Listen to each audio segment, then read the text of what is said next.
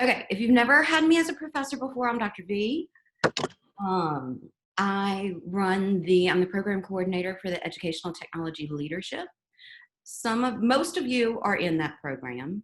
Some of you, though, this past fall, we had a really cool merging of the K-12 leadership and the higher ed leadership to where they could gain the state add-on technology certifications to their degree. So instead of they can substitute a couple courses for the EDTL courses. So some of y'all might be future principals, some of y'all might be higher ed admin people, but most of y'all are my ed tech peeps. So any questions before we get started? I'm just gonna do a rundown of the class. I'm gonna share my screen. Feel free to do the chat box and ask questions, or unmute yourself and ask questions whenever we are there. So let me go share my screen. This screen.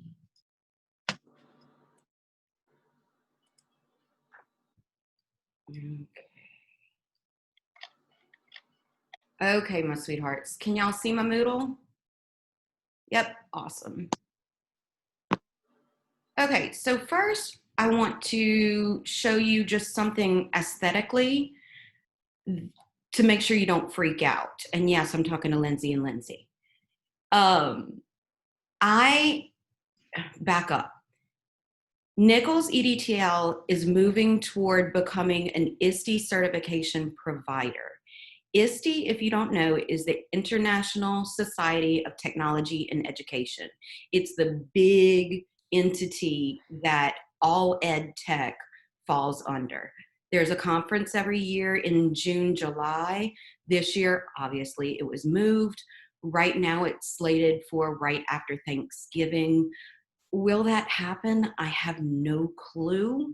I wouldn't think they would postpone it again. I would think they would just do the 2021 online and go back to 2021. If you ever get a chance to go to ISTE, go. It is 20,000 plus people in one building, and they're all ed tech nerds like us. So the reason I tell y'all this is to become an ISTE certification provider, we've had to redesign every assignment in every EDTL course. I've been a busy girl since January when we started this. So you will start to see things that look similar. And this is why I don't want y'all to freak. Right now in 505, which is the class we're talking about right now, all assignments look like this, okay? They have the same wording at the top, and these are the standards that we're gonna be addressing, things like that. But, hang on, in the next couple of days, I hope, the assignments are going to look like this.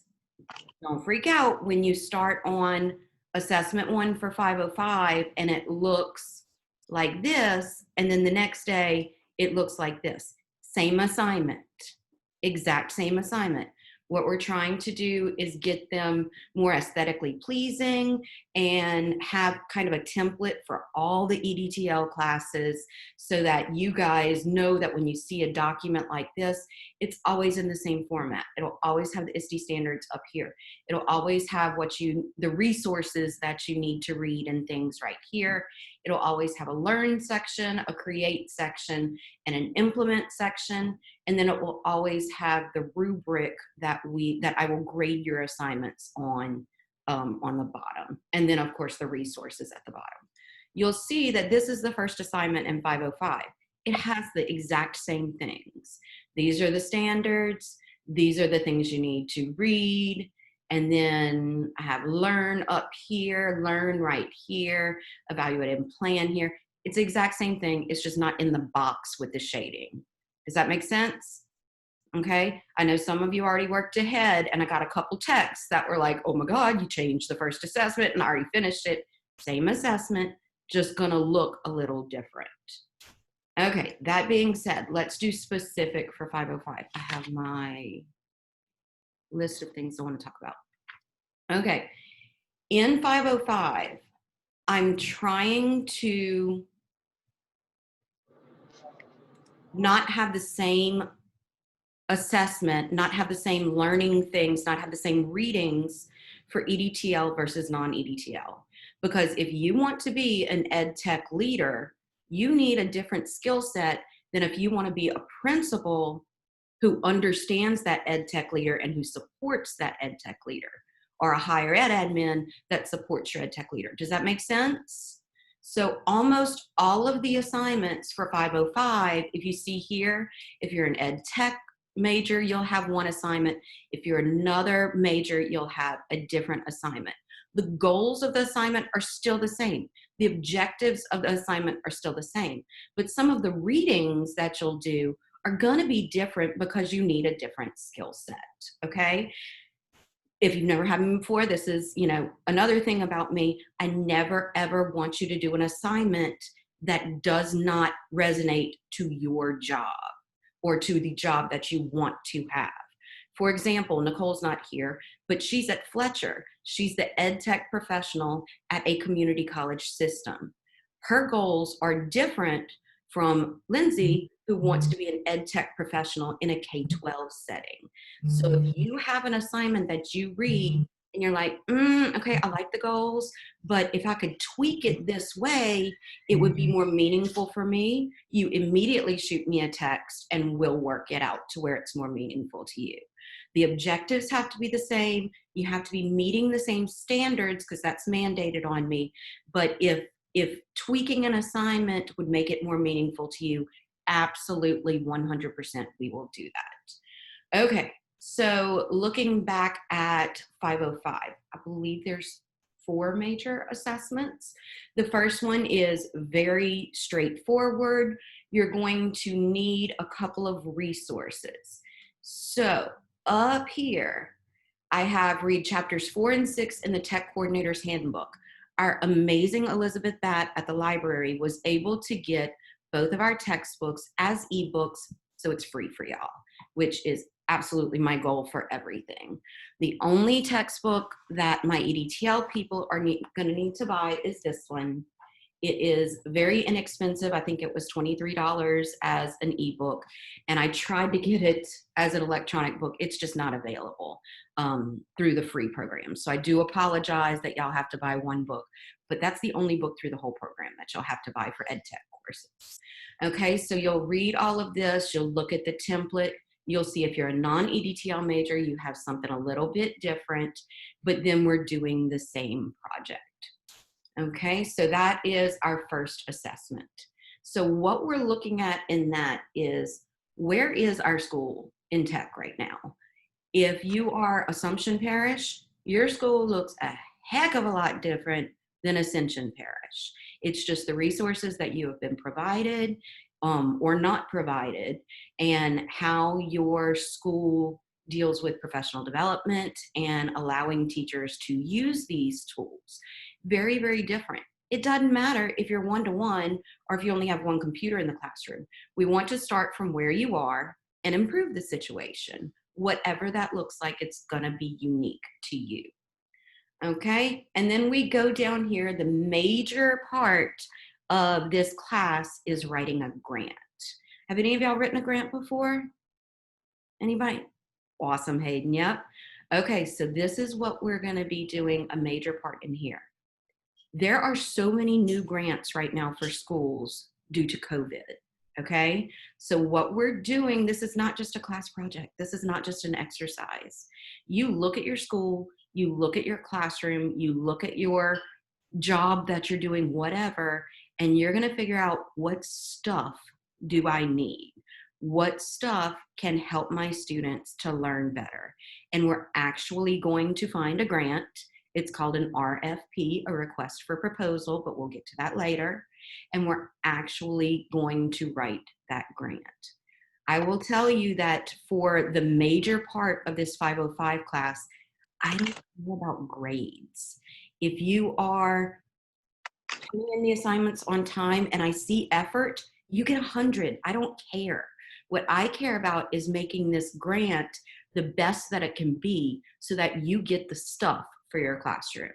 I will tell you that last time I taught this class, collectively the class got $78,000 worth of technology for their school. Awesome. So the hope is that we can find one of those COVID grants because they're more immediate. They want to fund you before the fall. If not, we can find a state grant, a federal grant, whatever we can find that's unique to your situation, that's what we're going to do. So for this project, and you'll see in a lot of my EDTL classes, I do this. I'm going to give you a Google Doc to start with. And what you're going to do is you're going to write a piece of your grant.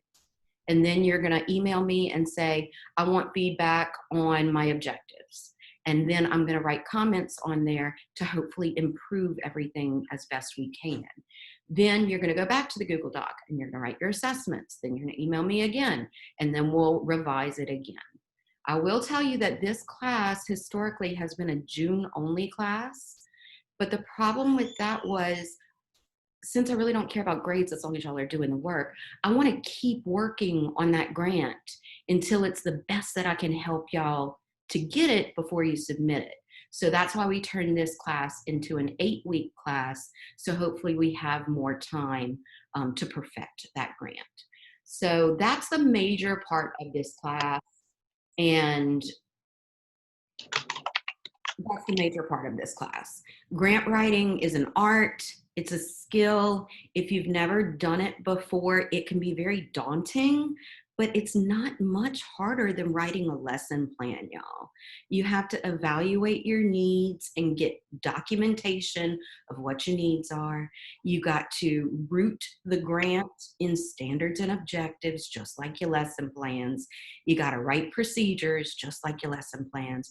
Then you got to have an awesome assessment matched to your procedures, matched to your goals and objectives that show that you met those objectives. If you think about a grant as a big detailed lesson plan, if you went to Nichols undergrad, you remember those awful lesson plans you had to write? Not awful, but really detailed lesson plans you had to write. It's not any harder than that, y'all. Okay, so if you've never written a lesson plan before, we'll start from scratch. If you're a lesson plan pro, I think you're gonna find this not much different. Coolio? Okay, what else did I want to talk about here? Portfolium. If you are an EDTL candidate, you need to submit all of your assessments on Portfolium. What I've done though, I think I've done, is, where are they? Yes, okay, so this is the little symbol for Portfolium. So when you turn it in, it will automatically link and take you to Portfolium. Ooh, I see a munchkin. Hey, munchkin. Oh, I hope I see all y'all's babies and fur babies this summer. Come see. Here's my third. She just, another munchkin. She's not a munchkin. She's almost as tall as me now, but that's my third. That's my Avery. Anyway, so Portfolium needs to be done for EDTL candidates. If you are in another program and you don't have Portfolium, shoot me an email and you'll probably just email in your assignments to me. Okay, parish grants, textbooks. We talked about textbooks. This is, there's 3 books. So this is the one that you'll have to buy as the inexpensive ebook. This is one that is also an ebook linked through the library, so no cost to you. And the Technology Coordinator's Handbook is also linked through Moodle, through the library at no cost to you.